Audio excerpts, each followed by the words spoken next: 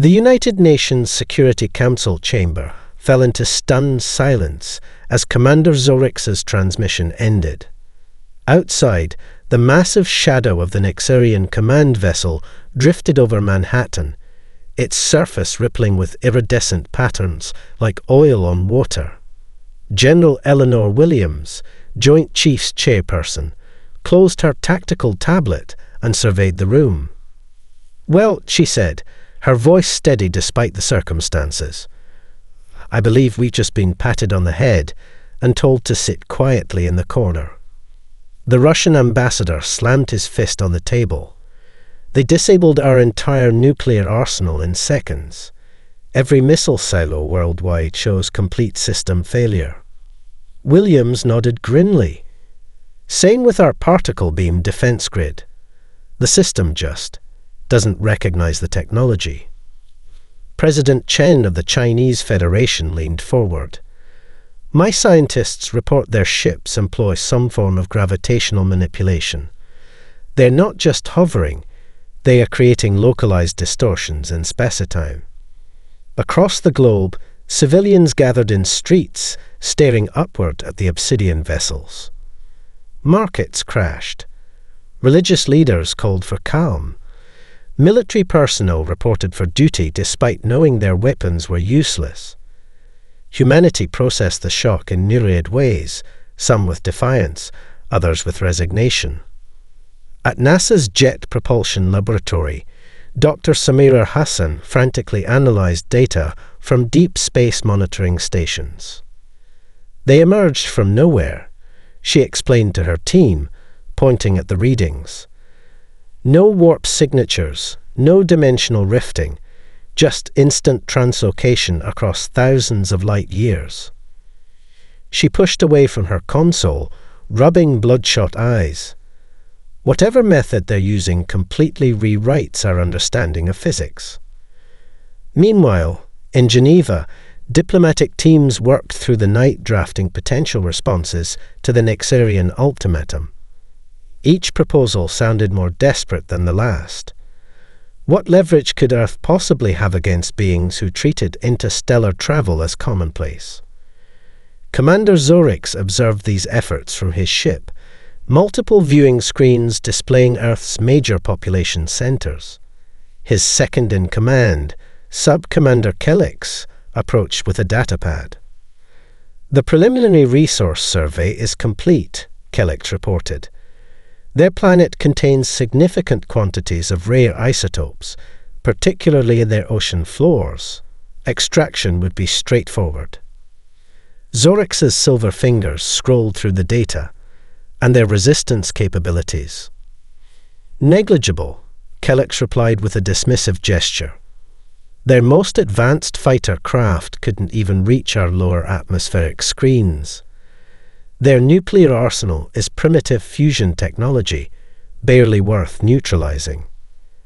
And yet, Zorix paused, studying footage of humans going about their daily lives despite the crisis. "They show remarkable adaptability. See how quickly they establish new communication protocols after we disrupted their satellites. Most species panic entirely at first contact." "Curiosities, nothing more," Kelix said. "The biological assessment confirms they're suitable for the labor operations on the outer colonies. Their physical endurance is actually impressive for such fragile beings." Zorix turned away from the screens. "Deploy the resource markers. Begin cataloging their population centers by productivity potential. And maintain scanning for any anomalous energy signatures." "You expect hidden weapons?" Kelix asked, surprise evident in his tone.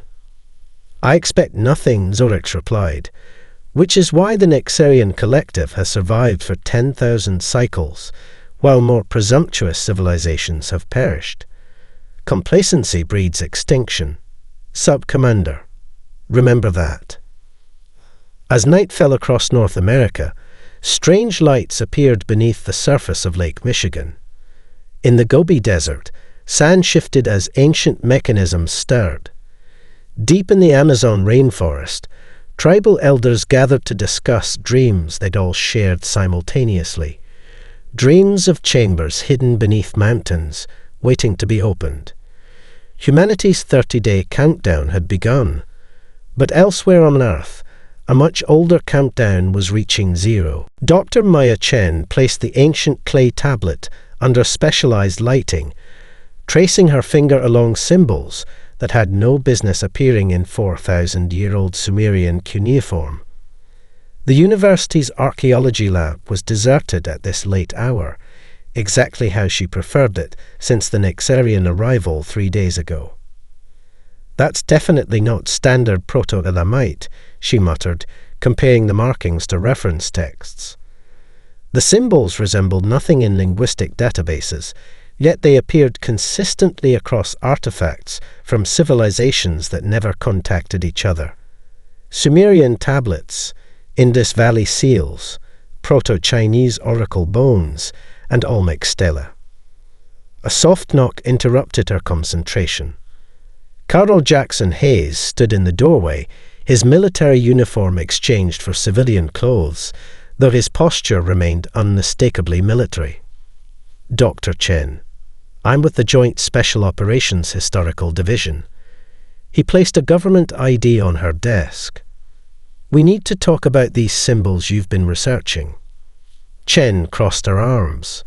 "My work isn't classified, and I'm not interested in helping repurpose ancient knowledge for weapons research." Hayes' expression remained neutral. "What if I told you the symbols you're studying appear in locations that shouldn't be possible?" He opened a secure tablet, displaying photographs of an underground chamber. Antarctic ice core samples dated this site at 35,000 years old. These carvings were found inside. The screen showed perfect matches to symbols on Chen's tablet. "That's impossible," she whispered. "Humans weren't in Antarctica then, and certainly weren't building underground chambers with advanced architectural techniques." "Precisely." Hayes swiped to another image, a 3D scan of an underwater structure near the Mariana Trench. Or this location, dated approximately 20,000 years ago, when sea levels were completely different. Chen's academic skepticism battled with the undeniable evidence. "Why show me this now?" "Because 3 days ago, when the Nexarians arrived, every site containing these symbols began emitting low-frequency energy signatures. Signatures that, remarkably, our instruments can detect but Nexarian scanners apparently cannot." Hayes lowered his voice. "The military leaders of 7 nations have independently sent research teams to these locations. At each site, they discovered the same thing: genetic scanning technology that responds only to human DNA." Chen's mind raced through implications. "You're suggesting someone left technology for us, hidden throughout human history." "Not someone," Hayes replied, sliding an ancient papyrus fragment across the desk. "The record keepers called them the stewards. They visited Earth multiple times, guiding human development subtly. They left behind defensive systems as a safeguard, with genetic locks ensuring only humans could access them." "Why not just give us the technology directly?" Chen asked. "The fragments we've translated suggest they believe technology should match cultural development. Give too much too soon, and civilization self-destructs. The stewards apparently learned this lesson from painful experience." Chen studied Hayes closely. "You need me to translate instructions for operating these weapons." "Not weapons, Doctor. Something far more sophisticated. Initial assessments suggest complete defensive systems, technology that doesn't just destroy but protects. And yes, we need you. The activation procedures appear to be linguistically encoded, requiring someone who understands both the symbols and their cultural context." Outside the window, an Nexarian scout ship drifted silently over the campus. Its scanning beams swept methodically across buildings. "They're looking for something," Hayes observed. "Something they expected to find here on Earth." Chen gathered her research materials. "The Nexarians gave us 30 days. How long until we can access these defensive systems?" "That depends," Hayes said, helping her pack, "on how quickly you can solve the oldest puzzle in human history." As they left the lab, Chen's tablet chimed with an incoming message. A colleague in India had discovered a hidden chamber beneath a temple in Tamil Nadu, with fresh symbols glowing on previously blank walls. The inheritance was awakening. The abandoned warehouse outside Kyoto had been transformed into a makeshift command center in less than 48 hours. Dr. Hiroshi Tanaka adjusted his holographic display, where three-dimensional models of activation sites pulsed with increasing energy signatures. 7 days had passed since first contact, leaving 23 before the Nexarian deadline. "The pattern is unmistakable," Tanaka explained, gesturing to the global map.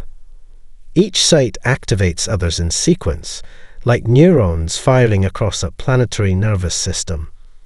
Elena Duarte nodded, comparing the pattern to their cartographic models. The Brazilian had been exploring cave systems in the Amazon when the Nexarians arrived. Our specialized knowledge of geospatial mapping had proven invaluable. "The activation follows ley lines that match ancient trade routes," she said. "Our ancestors built their most important structures along these paths without knowing why they felt significant."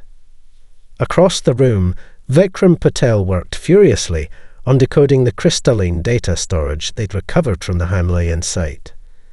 The Indian cybernetics expert had created an interface between modern quantum computers and the ancient technology, a bridge spanning millennia of technological development.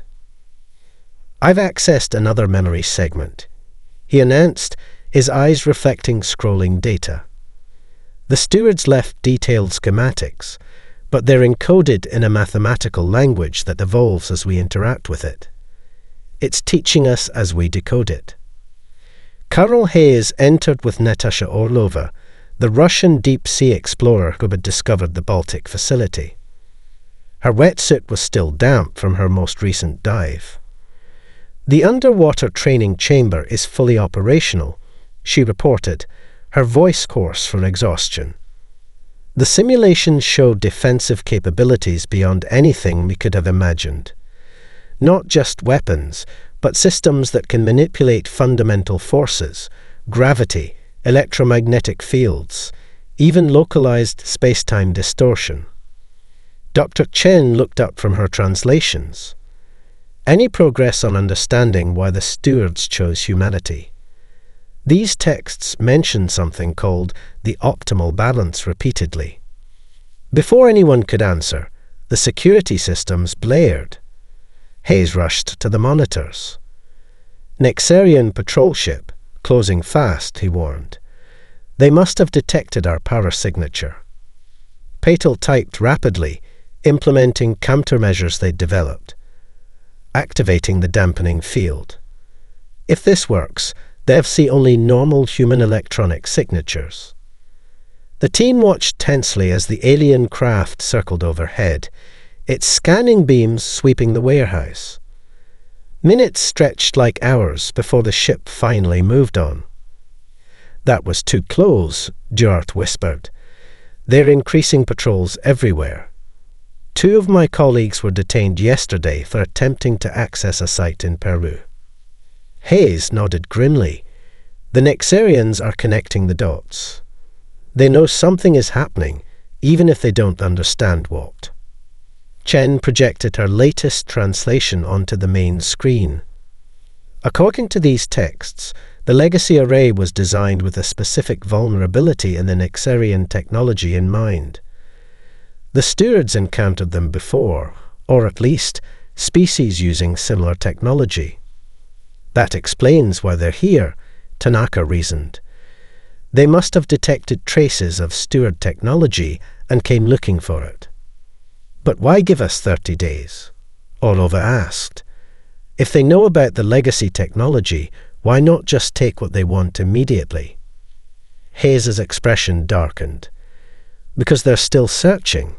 They know it's here, but not exactly where or how to access it.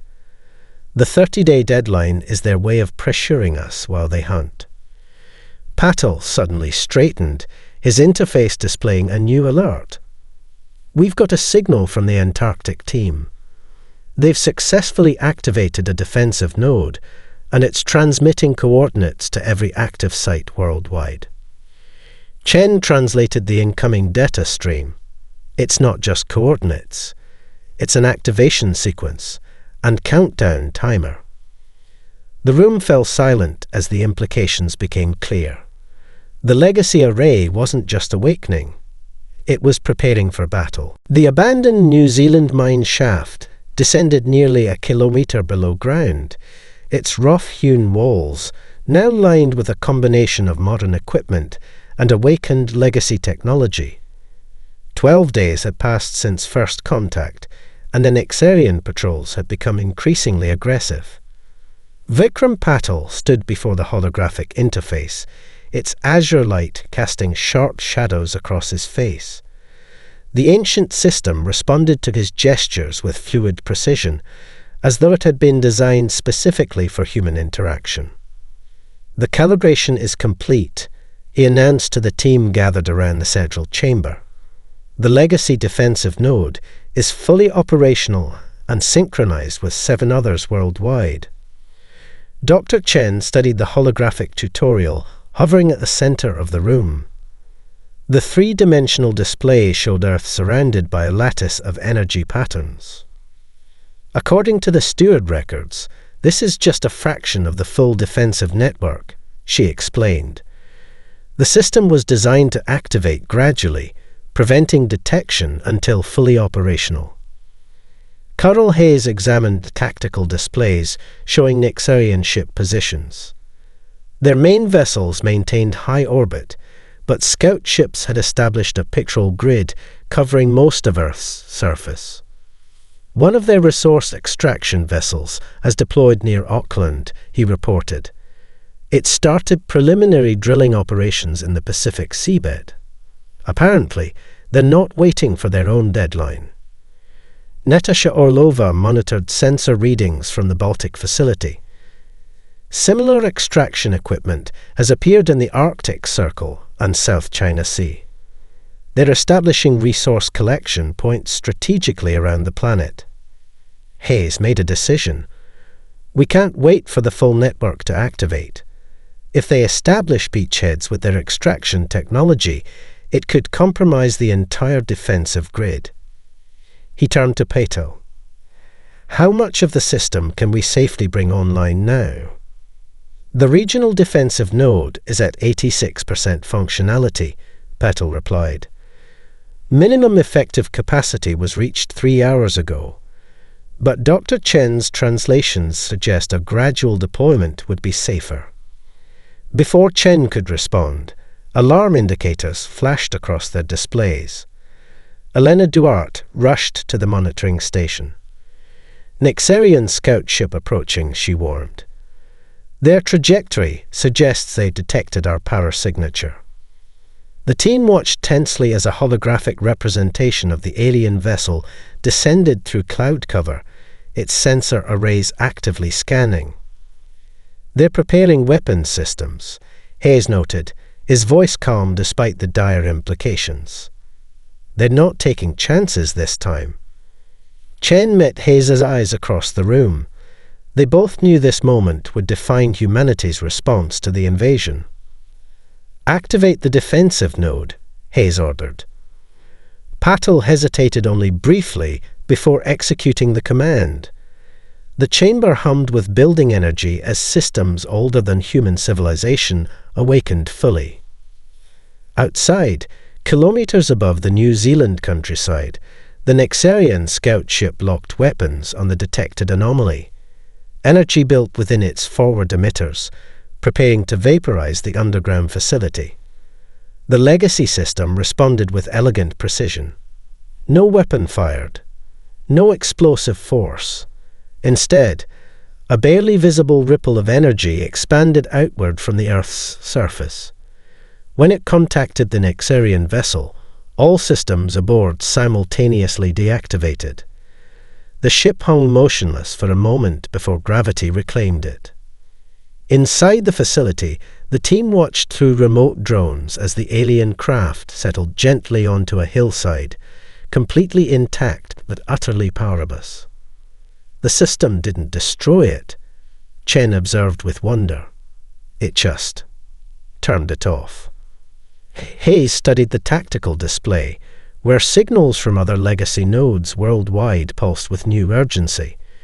This wasn't just a defensive response. It was a demonstration. Patel nodded as new data flowed across his interface, and it worked exactly as designed. The energy signature perfectly matched the frequency needed to disrupt Nexarian technology without causing physical damage. Which means the stewards definitely encountered the Nexarians before, Duarte concluded. The holographic display shifted, showing energy buildups at 6 other locations worldwide. The legacy array was coming fully online, ready to defend its inheritors.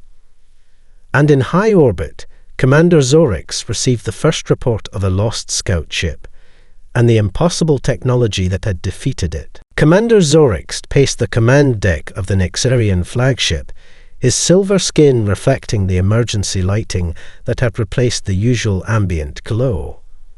Tactical displays showed concerning patterns: 15 scout ships disabled in the past 72 hours, each one rendered powerless by the same mysterious energy signature. How is this possible? He demanded, addressing his science officer. Our preliminary scans showed no defensive capabilities beyond primitive nuclear weapons. Science Officer Merrick gestured to the analysis display. The energy pattern matches nothing in our databases. It appears specifically calibrated to target our power distribution systems, while leaving the physical structure intact. Specifically calibrated, Zorix repeated, his voice dangerously quiet. As though designed with intimate knowledge of our technology. Across Earth, the legacy network continued its rapid activation. In the South Pacific, Commander Sarah Lynn of the submarine U.S. Barracuda received unexpected company during a deep patrol. Her sonar operator reported an anomaly on the seafloor that suddenly wasn't there, replaced by a massive structure rising from the depths. Rather than feeling threatened, Lynn experienced an inexplicable sense of recognition as her vessel was gently drawn into an underwater docking bay. Inside, holographic interfaces activated at her approach, systems responding to her presence as though they'd been waiting specifically for her. "This is Commander Lynn to Joint Chiefs," she reported via a communication system that somehow bypassed Nexarian jamming. "I've made contact with what appears to be an underwater legacy facility. It's requesting DNA verification for full activation." Similar reports flooded in from around the globe. A Mongolian shepherd named Batbear found himself guided by intuition to a mountain cave where ancient doors recognized his touch.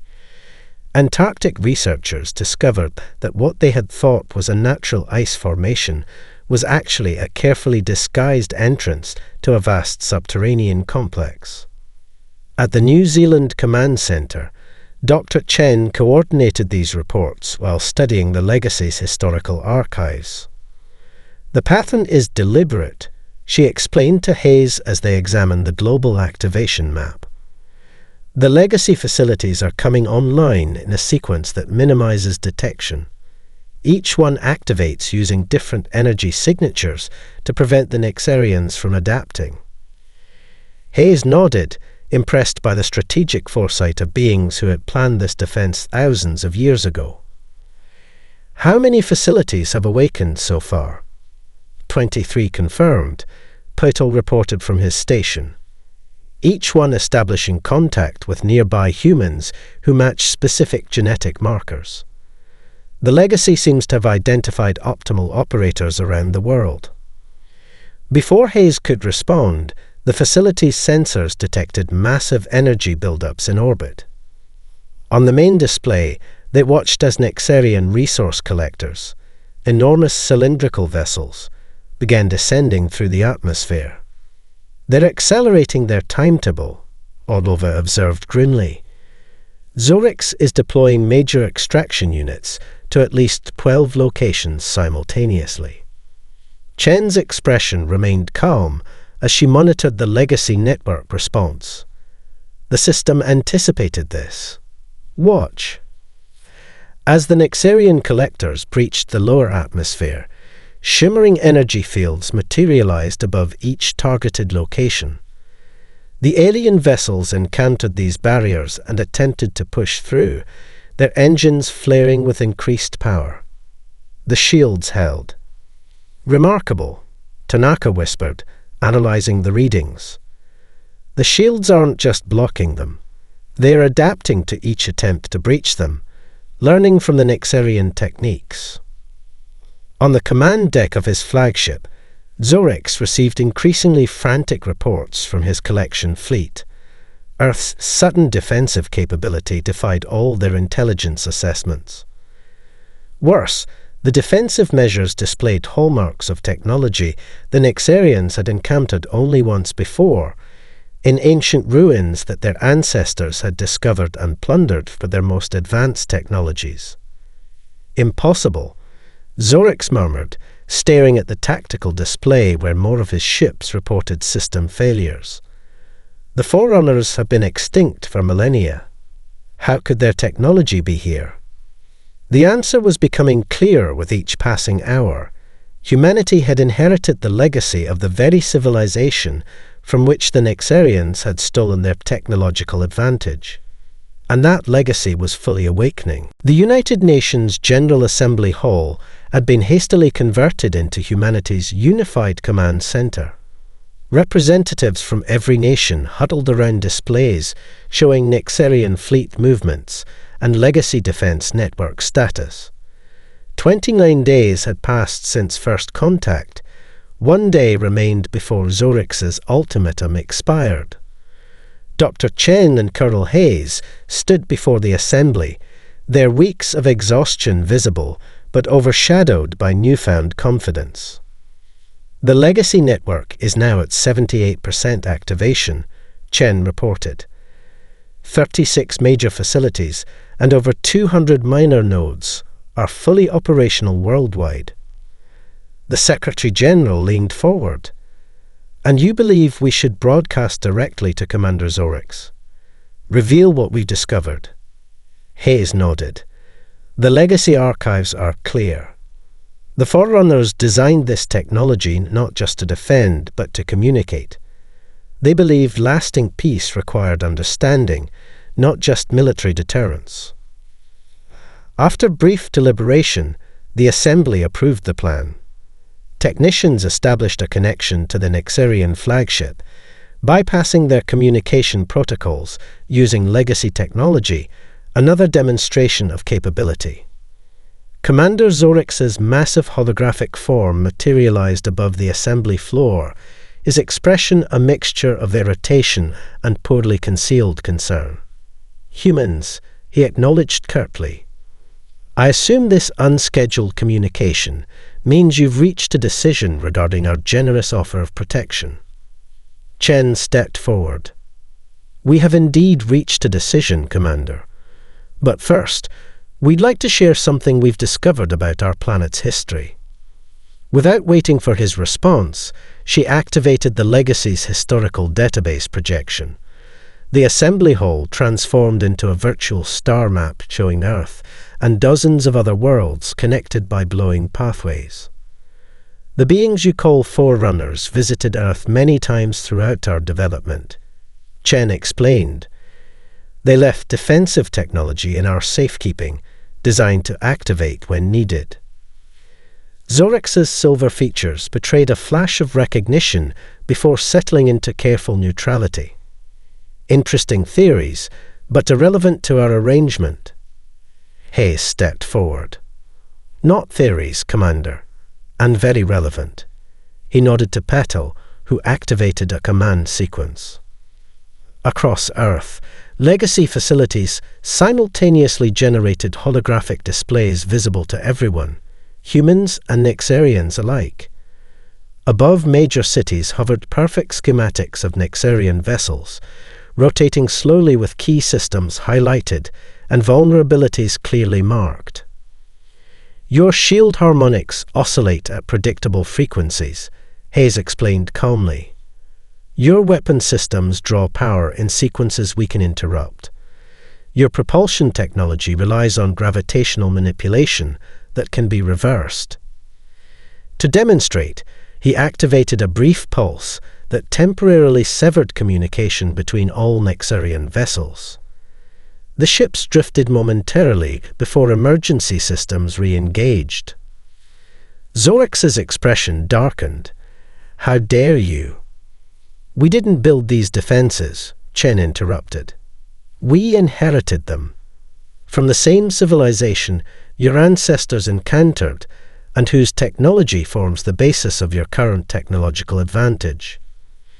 The assembly hall fell silent as understanding dawned on Zorix's face. The legacy database displayed historical records of early Nexarian civilization. A struggling species that had discovered Forerunner ruins and reverse-engineered the technology without fully understanding its principles. "Your ultimatum expires tomorrow," Hayes said evenly.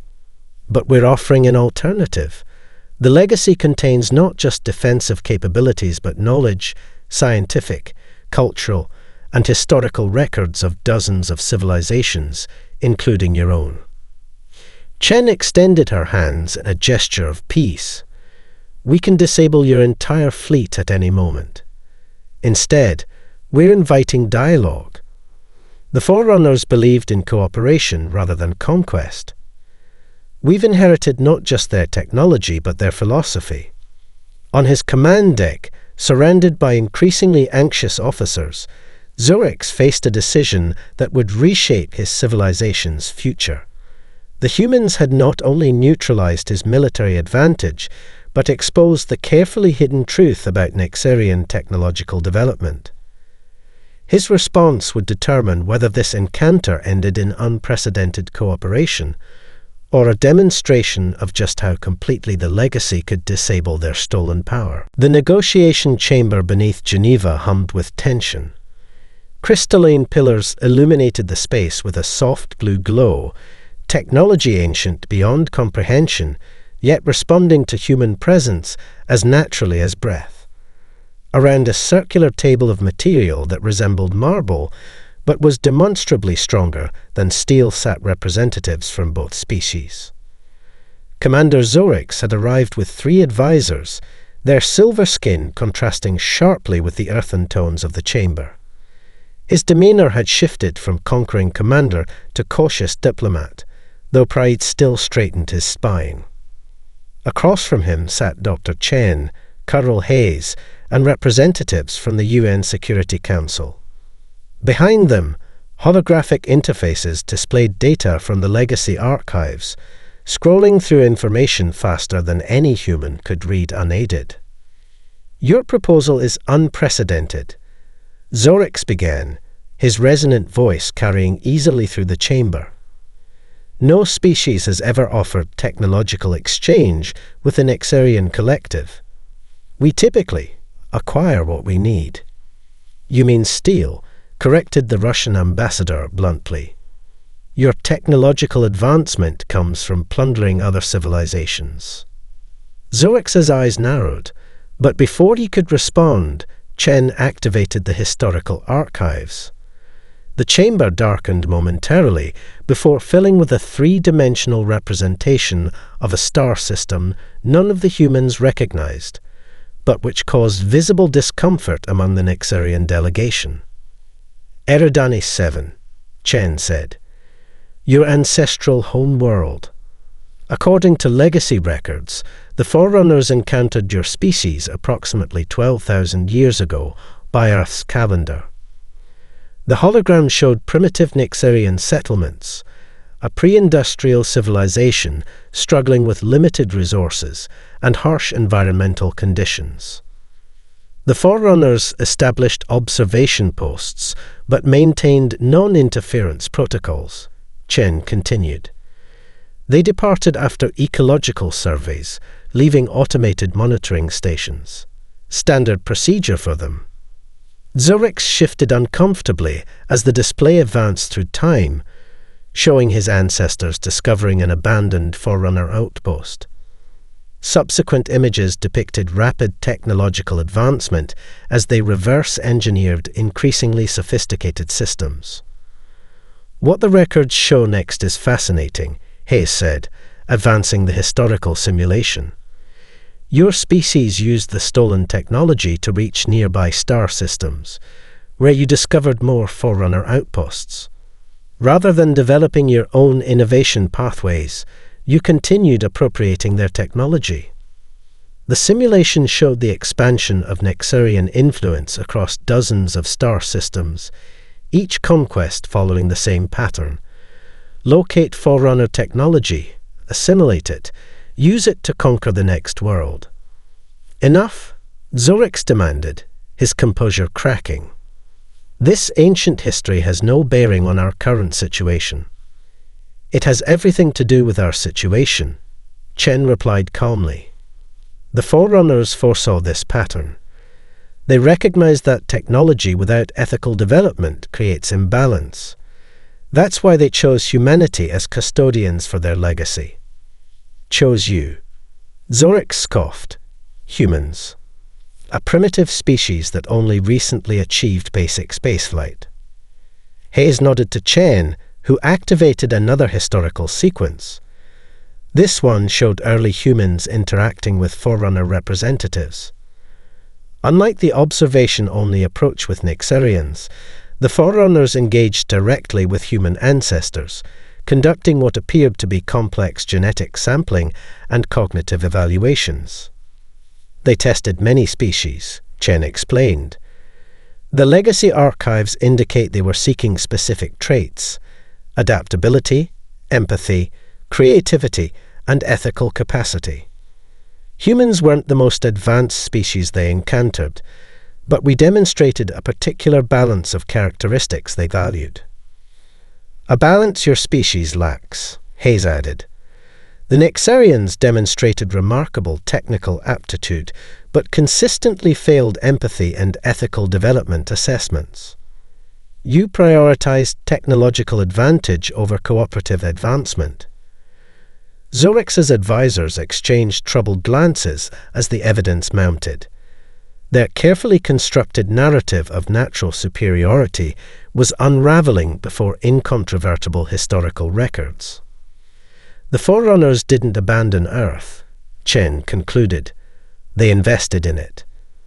They saw potential in humanity not as conquerors, but as connectors, beings who could eventually help other species achieve balance between technological and ethical development.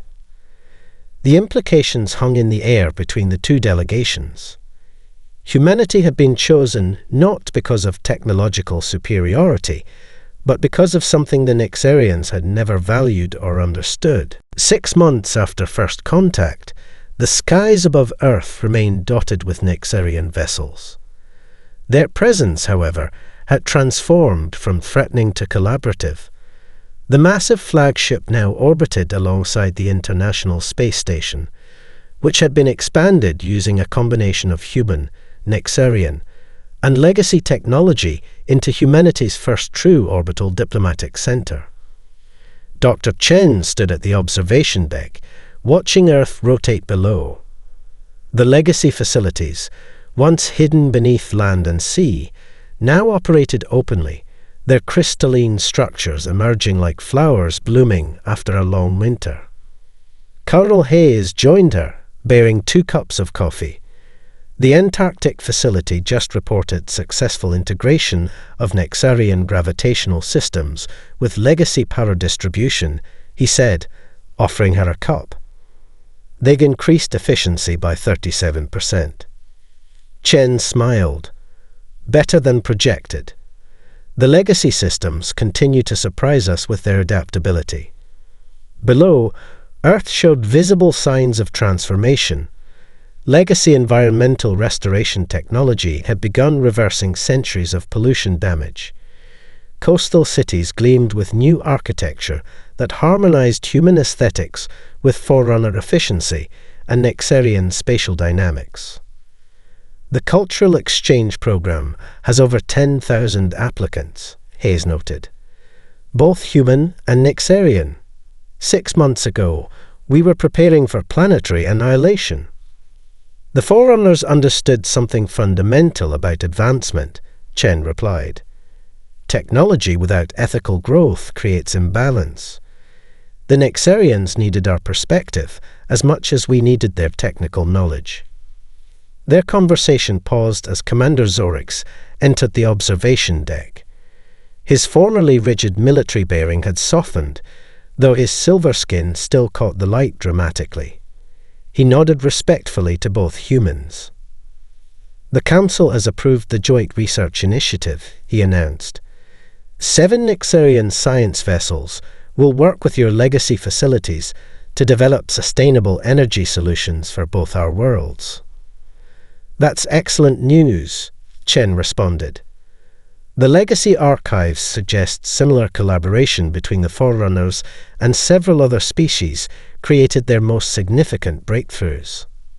Zorix's expression remained complex, the pride of his species wrestling with humility forced upon them by historical truth. Our historians have completed the initial review of legacy records regarding our early development. The evidence is irrefutable. Our civilization was built on appropriation rather than innovation. What matters is moving forward, Hayes said diplomatically. Your people bring valuable perspectives to this alliance. Their conversation halted as the observation deck's lighting shifted. From the central dais, a holographic projection materialized, a final message from the Forerunners, triggered by the successful integration of all 3 civilizations' technologies. The projection showed a humanoid figure of indeterminate gender, its features suggesting both strength and compassion. When it spoke, the translation systems rendered its words in both human and Nexarian languages simultaneously. To those who have activated this message, we offer congratulations. You have passed the first threshold, cooperation between inheritors and seekers. Your journey begins now. A star map expanded around them, highlighting dozens of worlds across the galaxy. We established legacy repositories on many worlds, the Forerunner continued, each containing unique knowledge and capabilities, each requiring cooperation to access. The universe contains wonders beyond imagining, but also dangers that no single species can face alone. The message concluded with a simple statement. You have demonstrated the capacity for balance between power and restraint, between advancement and ethics. Continue this path together. As the hologram faded, the 3 stood in contemplative silence, considering the implications. The legacy had never been merely weapons or technology. It was a test and an invitation. Chen was the first to speak, her voice quiet but determined. They left us a roadmap to the stars. Not just a roadmap, Zorix corrected, his perspective forever changed by the revelations of recent months. A method, a philosophy. Hayes nodded, gazing at the stars visible beyond Earth's atmosphere. And a choice about who we want to become. The journey ahead would be neither simple nor without conflict, but the foundation had been laid for something unprecedented. 2 formerly adversarial species, united by the wisdom of a third, long ascended beyond physical form, but still guiding those who would follow in their footsteps. The universe awaited.